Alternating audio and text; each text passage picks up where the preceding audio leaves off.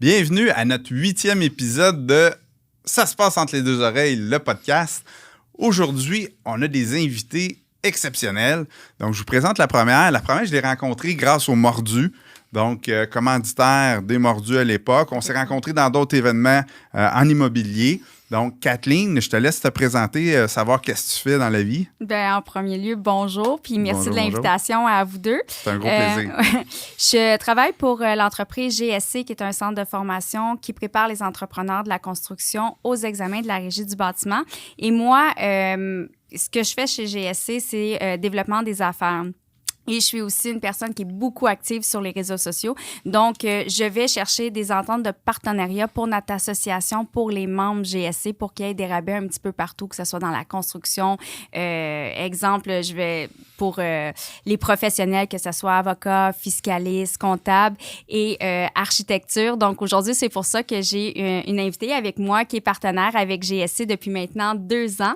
Sarah Etu, qui a sa propre entreprise qui s'appelle Exot. Donc, je vais te laisser la parole, Sarah. Super, Sarah. Bien, merci pour l'invitation, Bienvenue. Kathleen et vous. Je suis super contente d'être là. Alors, moi, Sarah Baudin-Etu, c'est mon nom et je suis fondatrice de Exot Architecture, qui est en parallèle avec GSC. D'ailleurs, on est dans les mêmes bureaux qui sont tout près d'ici à Laval. On s'est installé là, ça fait depuis janvier environ. Puis, honnêtement, c'est vraiment le fun. Comme Kathleen dit, sa force, c'est de rassembler plein de partenaires ensemble. J'en fais partie, mais il y en a plein d'autres aussi avec nous. Et super belle équipe, je suis contente d'en faire partie. Super, super.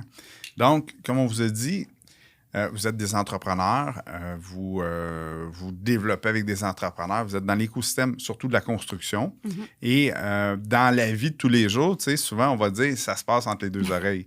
Donc, on va développer là-dessus durant une bonne trentaine de minutes.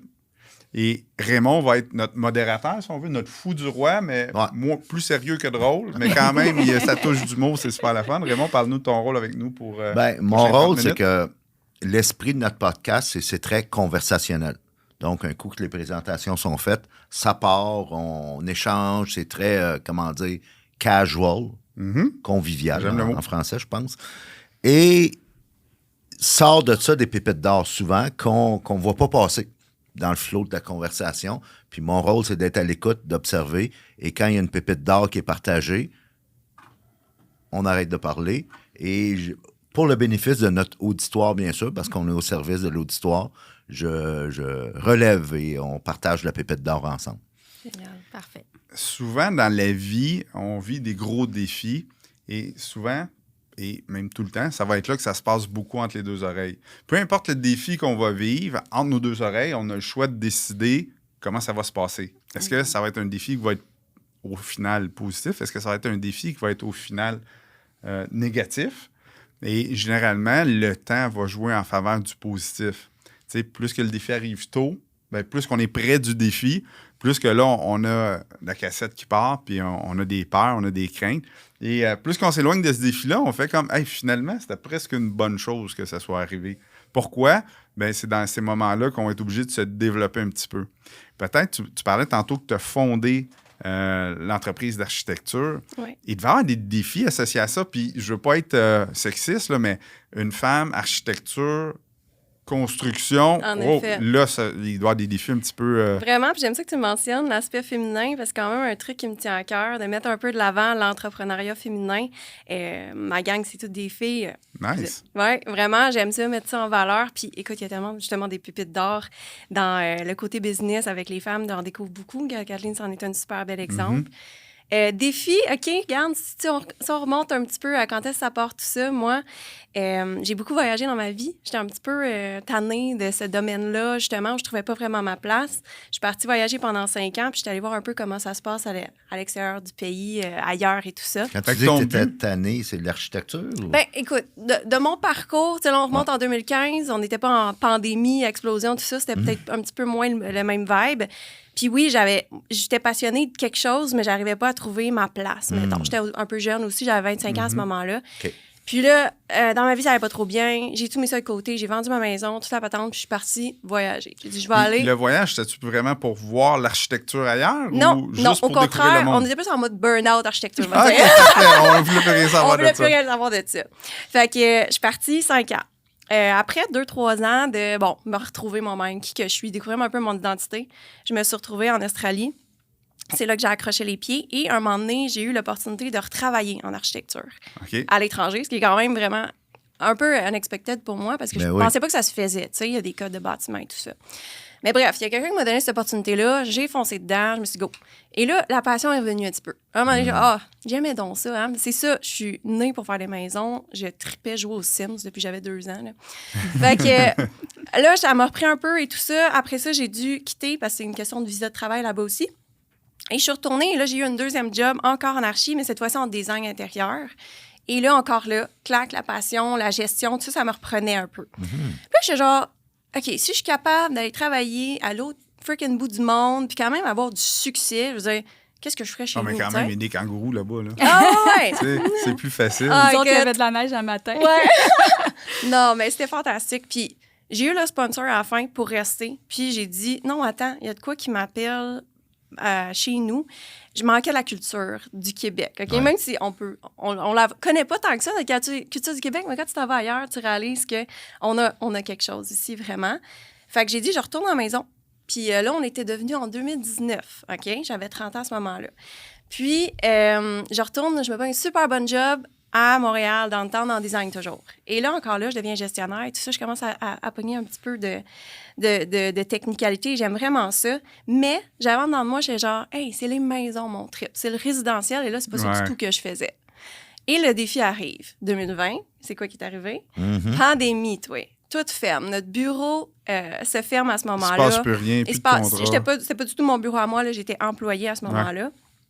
Et je prends quelques mois de repos, comme pas mal tout le monde, pour me recentrer puis dire « Hey, je pense que ça serait le temps de foncer dans mon rêve qui était réellement d'avoir une business, finalement, qui s'était développée à travers tout ça, de fonder une business d'architecture résidentielle. » Et là, je commence à placer mes cartes un petit peu.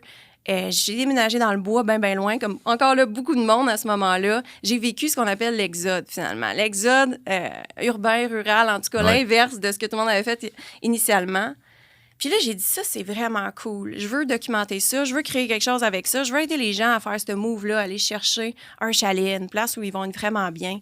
Et là, je marchais tous les jours autour du lac, je me disais, Exode, c'est beau, Exode, c'est ça, c'est ça qui fait du bien. T'sais, on s'en va un petit peu de la folie qu'on était toutes pognées dans une ville, puis on s'en va relaxer. Je commence à faire des dessins, des affaires, je me dis, wow, OK. Et là, miracle, Alex Bachand et Marc-André Dayan, qui sont un petit peu les je sais pas trop, directeurs, fondateurs, etc., de GSC, m'attrapent sur LinkedIn, hasard total. Puis là, ils m'arrivent, ils sont comme, on cherche quelqu'un qui est prêt à construire, à fonder son bureau d'architecture, puis qui est en ses débuts, idéalement, parce que nous, on veut un partenaire d'architecture. Et là, j'étais comme, what the fuck? C'est quoi l'affaire? Genre, je viens de trouver ma porte d'entrée dans le domaine. Et là, en plus, ils me disent, ça va te permettre d'enseigner. Moi, en fait, ce que je cherchais, c'est ça, c'est d'essayer de partager mes connaissances. Et là, ils m'ont dit, tu vas pouvoir en plus enseigner à notre gang qui sont des entrepreneurs. Parce que partager les connaissances, c'est très bon pour l'épanouissement personnel. Tu sais, je ne sais pas si tu as remarqué, là, quand tu montres à quelqu'un d'autre à faire quelque chose dans lequel tu excelles, ben ça renforce le sentiment de confiance en soi de beaucoup, beaucoup, beaucoup. Puis, c'est ça qui a été un petit peu le kicking dans la chose, parce que il y avait besoin, eux autres, de profs. Évidemment, là, Catherine pourra vous expliquer un peu plus ce qu'ils font, mais ils vont former des gens pour devenir entrepreneurs général. Et là-dedans, il y a la section de lecture de plan, code du bâtiment et celle gestion que je comprends de projet. pas. Là. Voilà.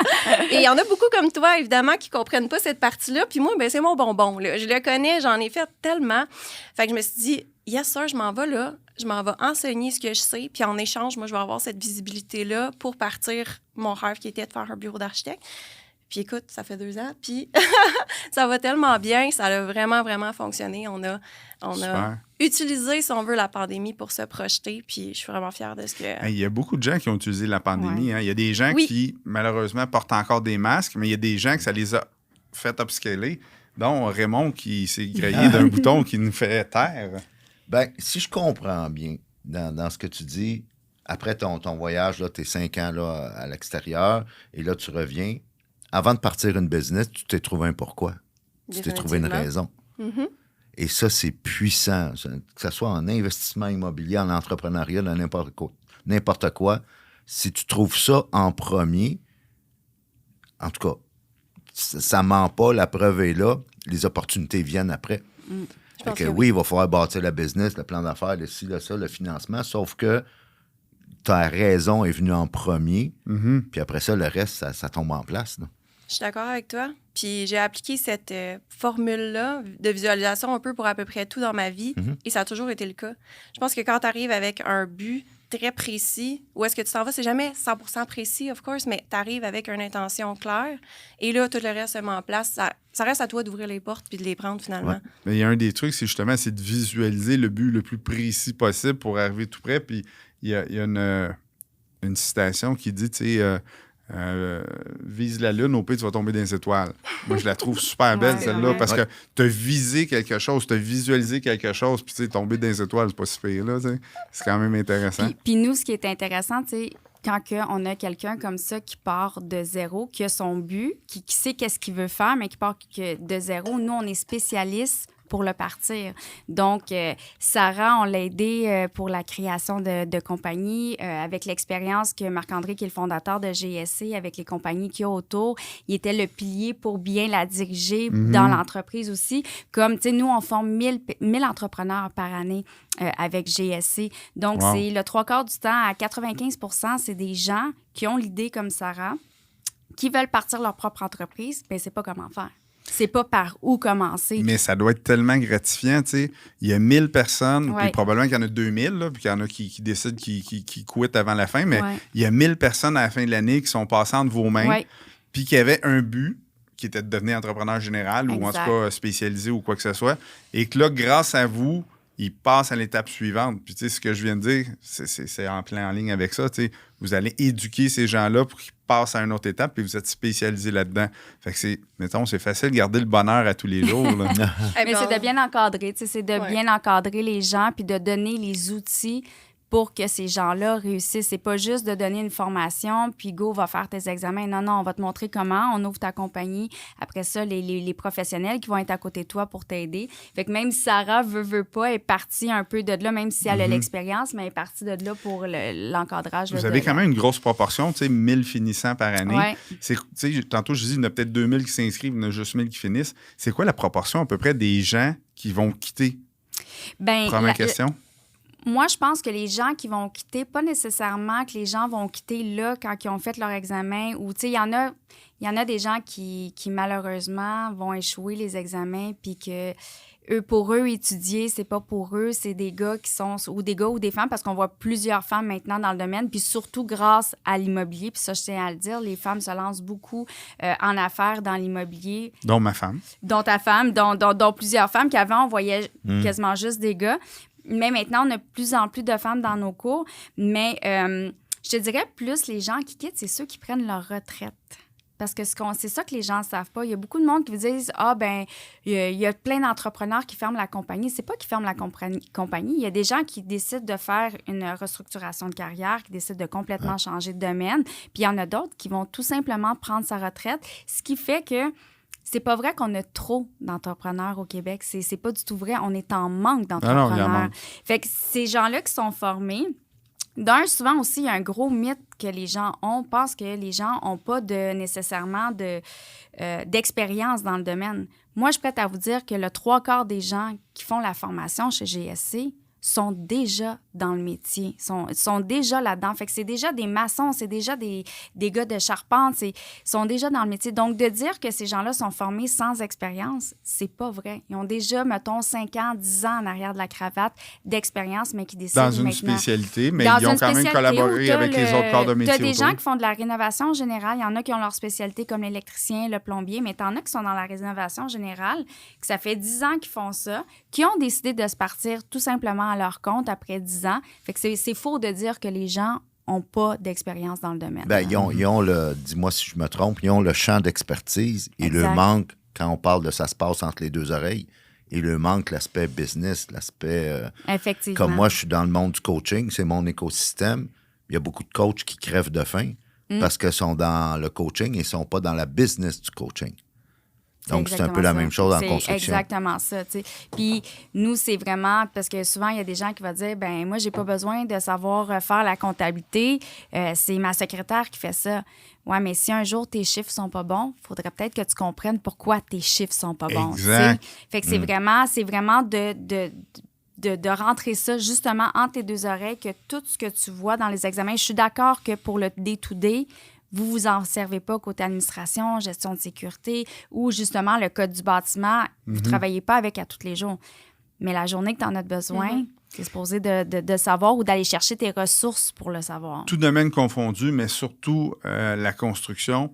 Tu sais, tu n'as pas besoin d'être un spécialiste de tous les corps de métier, mais tu dois être capable d'avoir une discussion avec tous ces gens-là, surtout en tant qu'entrepreneur général, parce que tu es le chef cuisinier qui va diriger la cuisine. C'est définitivement la clé du succès, je dirais, de comprendre tout ça. Là.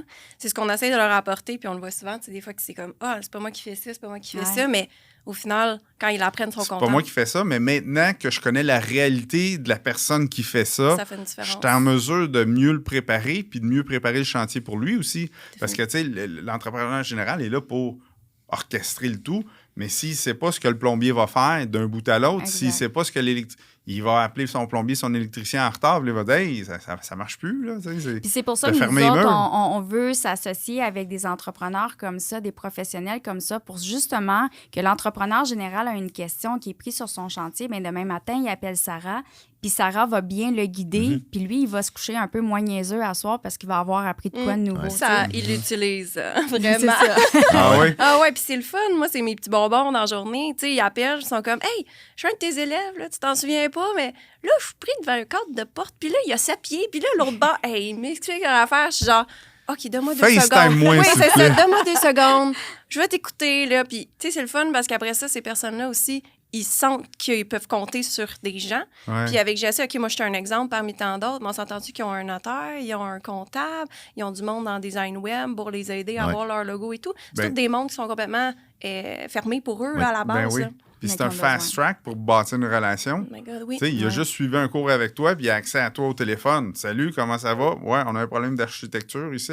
On peut-tu régler ça? Imagine si tu es obligé de déranger quelqu'un ou est-ce que tu n'as aucune relation? Ben, il pourrait pas. Il pourrait pas. Personne la personne va dire. Je te confirme, non, mais pour de vrai, ils vont impossible. juste dire on met ça sur la pile, on te rappelle dans 2 semaines. Oui, mais dans 2 semaines, mon chantier va être arrêté pendant 2 semaines. Ça ne fonctionne pas, ce soir-là. Moi, j'apporterais souvent, quand que je fais mes ententes de partenariat avec nos partenaires qu'on a, je leur dis toujours, moi, je veux pas être un inconnu. Je veux que quand je rentre chez vous, que je sente que je suis ton chum, ça fait 20 ans, genre, tu sais. Ça, je pense que ça, c'est aussi la grande clé, tu sais, une chose importante dans la vie, comme arrêter de faire sentir les gens comme des numéros. Puis la COVID, des fois, a un peu emporté ça, où ce que les gens se sentent comme des numéros.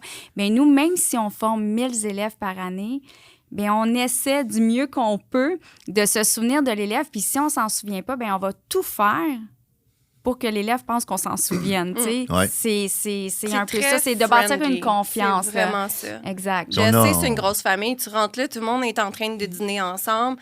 Toute la gang des partenaires, tu as des élèves dans le milieu, ils sortent, ils marchent.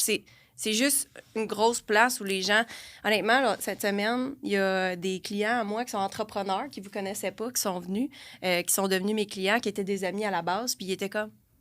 Qu'est-ce qui se passe ici, là? Puis là, hey, je peux-tu être invité au prochain 5 à 7? Puis là, un petit email, peux-tu venir ici, moi?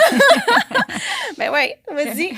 C'est ça, c'est ouvert à tous. C'est vraiment le fun, ça. Ça permet justement un réseau facile d'accès, là, tu sais. Ouais. Puis on s'entend-tu que le réseau, c'est la clé de tout, là? J'étais chez Imo Facile hier. On était chez Imo Facile hier, puis les gens, même ceux qui avaient des 500 portes, ils leur disaient tout le temps, si tu veux réussir dans la vie, le réseau, les contacts, c'est la clé. Il faut que tu t'entoures de monde. Ouais. Je l'ai souvent dit à Kathleen aussi. Tu sais, au début, quand je suis partie à Exode, c'est sûr que j'aurais réussi tout seul. Tu sais, j'avais ce qu'il fallait, si on veut, pour le faire. Tu avais ce qu'il fallait entre les 2 oreilles. Ouais. Oui. C'est une autre chose. Mais je l'avais pas au niveau... Exactement, c'était mon autre point. Quand tu as dit qu'ils m'ont aidé, moi, là, genre, faire une fiche de comptabilité pour une compagnie, j'avais jamais fait ça de ma vie. Là. Mais jamais. Là, j'avais aucune idée comment ça marche. Puis là, quand ils sont arrivés dans le décor, ils ont fait, ben garde, toi, fais ce que tu es bonne pour faire. Là. Puis nous autres, on va s'occuper du reste. Et c'est ce qui s'est passé. Et ça, c'est le réseau. C'est ça. Parlant réseau. Je pense qu'il y a une grosse pépite d'or qui vient de passer là. Réseau Wi-Fi ou réseau contact? Réseau contact. C'est bon. Non, ouais. de contact. De contact. Réseau contact, il faut préciser. Là. On dit tout le temps, tu sais, moi je dis en coaching ou en conférence, tu vas obtenir quelque chose que tu n'as pas encore, mais tu dois faire des choses que tu n'as pas faites encore. Souvent, notre auditoire, Jocelyn, c'est souvent des gens qui veulent se libérer financièrement. Ouais. Ils cherchent à obtenir la liberté Ils aiment financière. ça prendre des vacances, profiter de la famille. Le gros de notre auditoire, si on veut, là, c'est pas scientifique, on va dire 80 là, n'ont pas encore obtenu ce qu'ils veulent obtenir. Puis moi, ce que je leur dis tout le temps, c'est, mettons, tu fais ton plan à long terme de 10, 15, 20 ans, puis là, voici à ce que tu aspires quand tu vas avoir 60 ans, mettons. Moi, je le fais réaliser, bien, ça va impliquer des gens. C'est que le plan que tu t'es fait, s'il est ambitieux, assez ambitieux, quand tu y penses 2 minutes, ça va impliquer d'autres personnes. Ça va impliquer des partenaires, de la collaboration, des acheteurs, des vendeurs, n'importe quoi, là. Mais ça va impliquer d'autres êtres humains, puis vous l'avez si bien démontré. Puis je dis tout le temps, le succès, c'est tout le temps des petits gestes, la plupart du temps, qui sont faciles à faire. Puis parce qu'ils sont faciles à faire, sont aussi faciles à ne pas faire. Comme se souvenir des gens qui sont passés par votre organisation. Moi, j'ai commencé, puis je trouve ça tellement puissant, puis c'est tellement niaiseux. Au restaurant, Linda et moi, on visite des restaurants souvent là, à répétition. On va en même cage au sport tout le temps. On va au même restaurant là, au centre-ville de Montréal. Et dans une petite application de notes, là, le gars au bar s'appelle un tel. La fille à l'accueil s'appelle un tel. Puis, je me paye le luxe de ne pas avoir de mémoire, mais les outils sont là. Fait que là Trop quand niaiseux. Raymond rentre dans un restaurant avec vous autres, là, puis qu'il connaît le nom de la fille, du gars au bar, de ci, C'est qu'il a il a été dans juste ça. été une fois, c'est dans le char avant, il recheck tout comme faut. Puis- Mais c'est vrai. Mais c'est ça vrai. a de l'effet. Ouais. Ben oui. Parce que Sur quand- le service que tu reçois, c'est sûr que entre les deux oreilles de ces gens-là, ça a un effet. Tu sais, t'arrives, tu te rappelles de l'hôtesse, tu te rappelles de son nom. Elle se dit, hey, je l'ai peut-être déjà vu ici, puis oh, il se rappelle de mon nom. Ouais. Elle veut le servir mieux.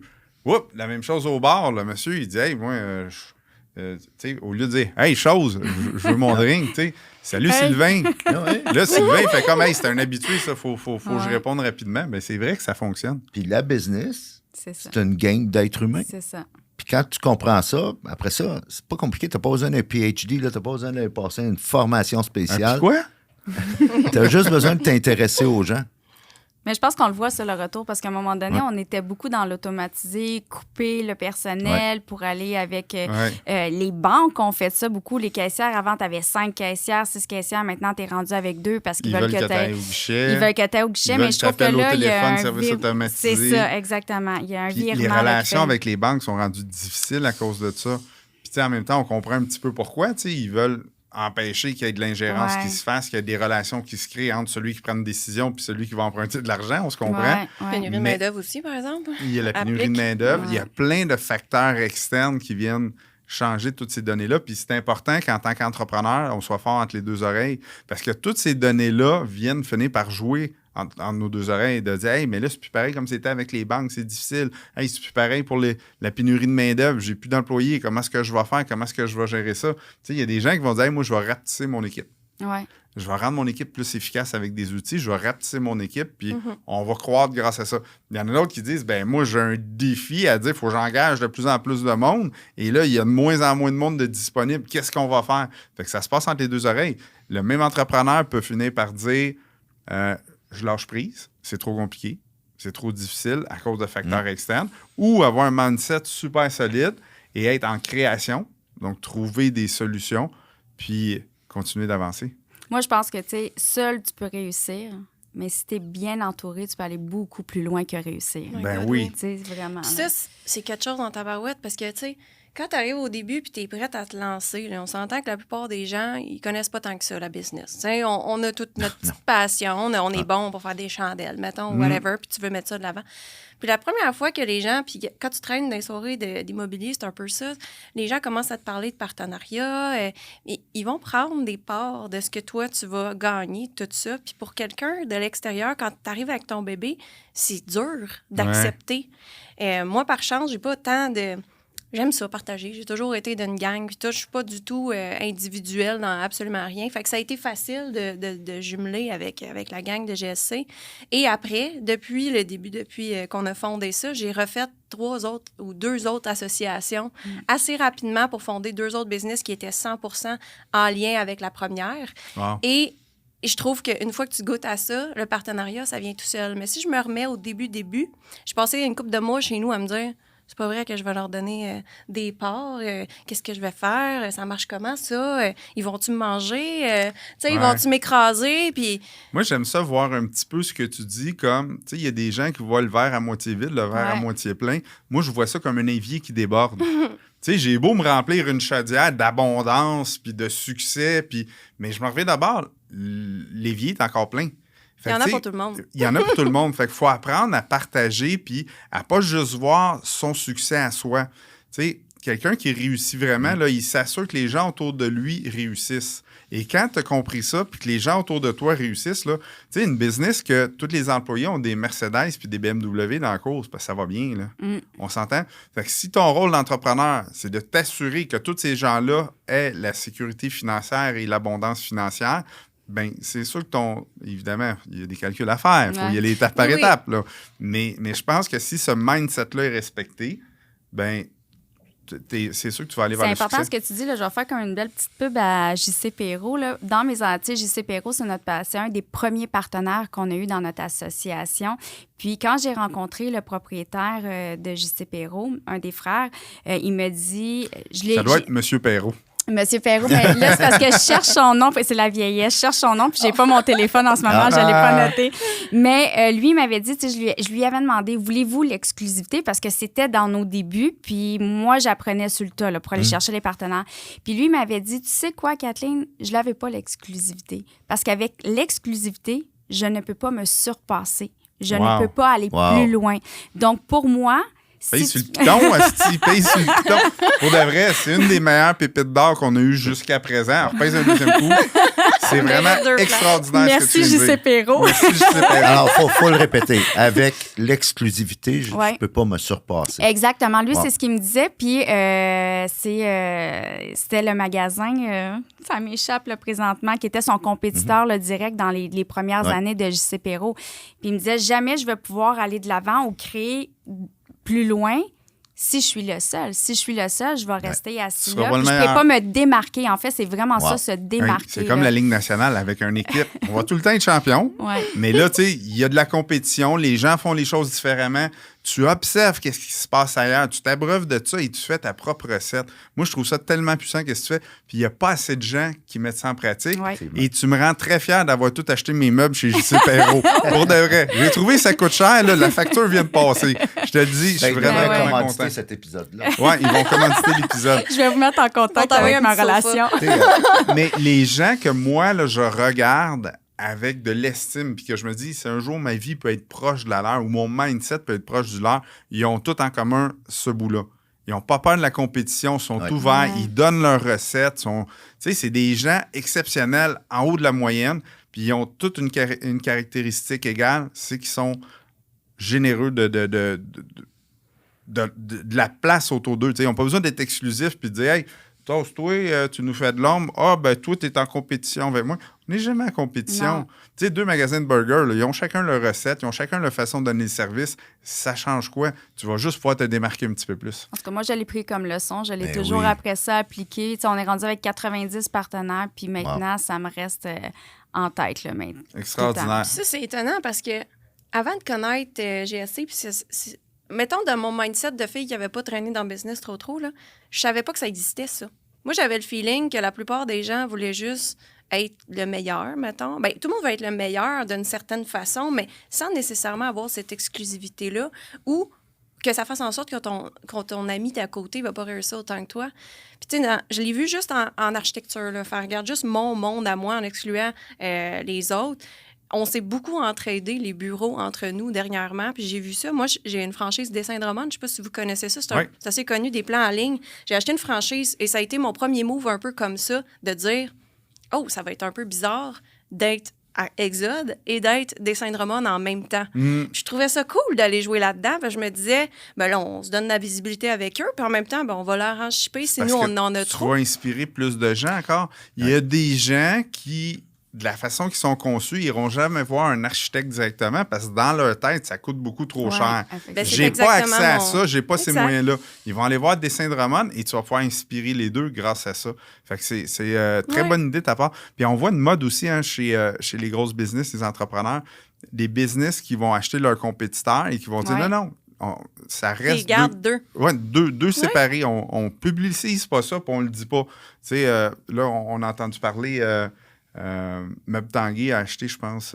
Oui, je l'ai vu hier. En fait, il l'avait déjà. Ou quelque chose comme ça. De ce que j'ai compris, il l'avait déjà acheté, mais ils ont décidé de changer le branding. De les mettre ensemble. Uniformiser. Ouais. Uniformiser. Mais ils l'ont gardé longtemps. Ouais. Deux choses séparées. Pourquoi? Ben, ça leur permettait de dire, ben, on a notre plus haut de gamme ou notre plus milieu de gamme. Et là, ils ont décidé, ben, le temps qu'ils ont passé à avoir les deux brands, là, ça leur a permis de se développer puis de mieux comprendre leur marché. Ouais. Fait que, tu sais, c'est super important, ce genre de détails-là. Notre entrevue, notre épisode tire à sa fin. Pas déjà? Ben oui, déjà, ça passe tellement vite. Ouais. Et j'ai le goût, les filles, de vous amener sur le terrain de l'immobilier parce que c'est une grosse partie de notre auditoire, de notre clientèle. Définitivement. Vous étiez justement dans un événement d'immobilier dernièrement. On les fait toutes. On les fait toutes. Qu'est-ce que, comme message, là, puis ça pourrait être chacun votre mot de la fin, là, comme message, vous auriez à donner, parce qu'on sait que l'immobilier et la construction, là, c'est comme complémentaire, ça se touche. Et vous êtes du côté construction. Fait que de votre perspective, de ce que vous voyez des investisseurs immobiliers, qu'est-ce qui se passe entre leurs deux oreilles? Là? Ils arrivent avec leurs défis, leur façon de penser. Vous constatez des choses depuis le temps. Puis quel message vous auriez à passer de votre perspective aux investisseurs immobiliers qui veulent, qui n'ont pas le choix de faire affaire, de toucher au monde de la construction? Moi, je vais commencer, si tu me permets, Sarah. Puis moi, je le répète souvent dans tous les événements immobiliers où que je vais. Souvent, les entrepreneurs sont pressés. Go, go, go, je vais m'associer avec telle personne, je vais m'associer avec telle personne pour pouvoir avoir mon projet puis y aller. Et vu que je travaille beaucoup conjointement avec la RBQ, je leur dis tout le temps, wow, faites attention avec qui vous vous associez. Parce que demain matin, si jamais l'entrepreneur avec qui tu t'associes a fait quelque chose de mal au niveau de la RBQ, ben c'est toi qui vas être pénalisé à vie. Et au départ, le projet que tu avais, c'était pour viser à long terme. Et là, tu viens de te couper l'herbe en dessous du pied pour tous tes autres projets. Ouais. Fait que moi, là, c'est vraiment comme entre les deux oreilles, là, calmez-vous, comme on va y aller, vous allez y arriver, mais faites attention avec qui vous faites affaire. Puis ça, c'est vraiment important au niveau de la régie du bâtiment. Ouais. Parce que d'ouvrir une compagnie, de la fermer, c'est pas bon au niveau de la RBQ. Fait que ça, c'est le premier conseil que je dirais au niveau des entrepreneurs en immobilier. Super. Oui, puis dans la même optique, bien, ce que je remarque de positif entre leurs deux oreilles, évidemment, ce qui ressort le plus, c'est le réseau de contacts. Et évidemment, bien choisir son monde. On a eu justement une bonne séance là-dessus hier. Bien choisir son monde, tu sais, s'entourer, c'est une chose, mais après ça, faire ce qu'on appelle un due diligence, que j'ignore, une vérification. Diligente, voilà. Ouais. Mais pas juste des personnes, aussi des projets. Hein? Parce que l'immobilier, c'est beau. Écoute, on est entouré, nous, de gens qui vendent un peu ça, veut pas. Puis c'est un beau domaine et tout ça, on adore ça. Mais je vois beaucoup de petites personnes qui commencent puis qui ont juste le goût de se lancer dans tout puis qui vont acheter la première affaire sans faire leur fameuse due diligence. Puis, tu sais, des équipes d'architecture comme nous, on aide beaucoup de monde à la faire, cette vérification-là. Puis on remarque qu'il y en a beaucoup qui ne l'ont pas faite puis qui ont acheté un petit peu trop vite. Fait qu'entre les deux oreilles, on pourrait revenir à dire, choisissez bien votre monde, choisissez bien vos projets aussi. Il y en a des beaux projets, il n'y en a pas beaucoup. Souvent, c'est des pépites d'or, sont cachées. Mais de se lancer trop vite dans quelque chose sans avoir vraiment fait les vérifications, ça peut être super C'est le fun ce que tu dis. Il y en a beaucoup des beaux projets, mais il faut faire attention parce qu'il y a plein de professionnels qui doivent vendre des projets dans la vie. Plus ou moins beau. Ouais. Puis moi, je dis toujours, en immobilier, c'est comme une partie de cartes seule avec un jeu de cartes. Tu flippes les cartes. Est-ce que tu te contentes du 2 de pique? Non, tu veux l'as. Fait que, tu sais, dans une année, tu as 52 cartes, 52 semaines, bien, tu vas sortir 4 as à un moment donné. Fait que, pas parce que ça fait 6 mois que tu cherches puis que tu n'as pas trouvé, dis-toi que tu te rapproches de ton as. Puis quand tu vas flipper ton as, bien là, tu vas avoir le bon deal à faire avec le bon monde. Fait que assure-toi que toutes les cartes soient sorti avant de décider que c'est un house ou pas. Il faut vraiment que tu sois sûr de ton coup, puis c'est la clé du succès. Perds pas de temps avec un 2 de pique. Ton 2 de pique va te prendre tellement de temps. Exact. Puis là, je parle en connaissance de cause. Hein. Moi, je voulais tellement faire de l'immobilier, j'achetais n'importe quoi au début. Puis je pense que les 4 premiers flips que j'ai faits, j'ai pas fait d'argent. La seule chose qui m'a sauvé, c'est que j'ai une tête de cochon, puis je suis persistant, et je les ai gardés. Mon premier flip, je possède encore l'immeuble. Ah ouais? Je ne perdrai pas d'argent, mais la première immeuble que j'ai acheté pour dire je rénove ça puis je vends ça, je l'ai encore aujourd'hui. Ça fait plus de 20 ans. Mais là, oui, si je le vends, je vais faire de l'argent. Je suis attaché émotionnellement. J'ai décidé de le garder. C'est symbolique. C'est plus symbolique. C'est la plus laide maison de Saint-Hubert. C'est moi qui la possède. Hey, mesdames, merci beaucoup. Un gros merci d'avoir été là. Votre présence. Merci à vous de l'invitation. Ah oui. On se revoit dans un événement d'immobilier. Sure. Sûr et certain. Ouais. Super. Hey, merci tout le monde. C'est notre avant-dernier podcast pour la saison. Donc, on se revoit la semaine prochaine pour une dernière fois avant la fin de la saison estivale.